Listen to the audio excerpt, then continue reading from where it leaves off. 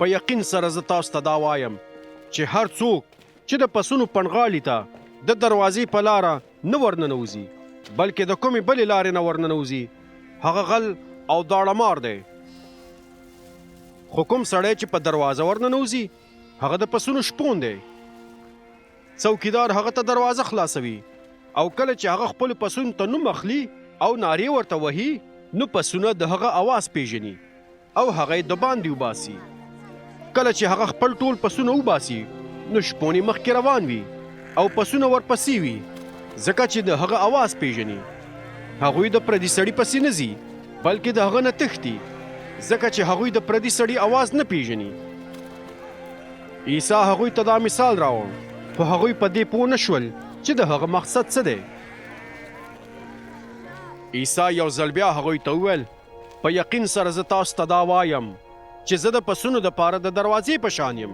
هغه ټول نور چې زما نه مخکې راغلي وو غله او داړه مارانو او پسونو د هغوی اواز ته غوږ نه دی نیولی. زه د دروازې په شان یم.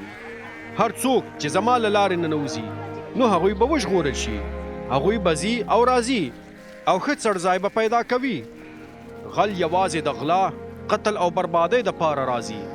زه د دې دپاره راغلی یم چې زما پسونه ژوندون ومومي او د هغوی په ژوند کې هر څه پریمانه وي. زه نیک شپون یم، داسې شپون چې د خپلو پسونو په خاطر خپل ځان قربانوي. خو یو مزدور چې شپون نه دی او پسونه یې خپل نه دي نو کله چې وویني چې لیوه را روان دی پسونه پرېږدي او تښتي. لیوه به په پسونو باندې حمله وکړي، پسونه به په زوره بوزي او خواره واره به یې کړي. هغه به وتښتي ځکه چې هغه مزدور دی او د پسونو پروا نه لري.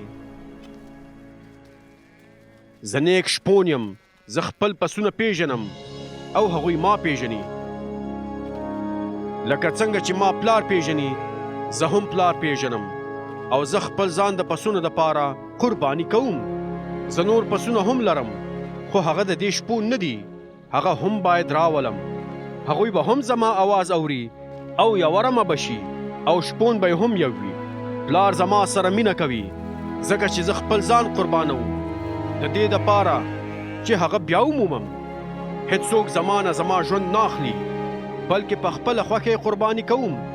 دا زما اختیار دی چې ځان قربان کړم او دا واک او اختیار لرم چې هغه بیرته لاسته راوړم.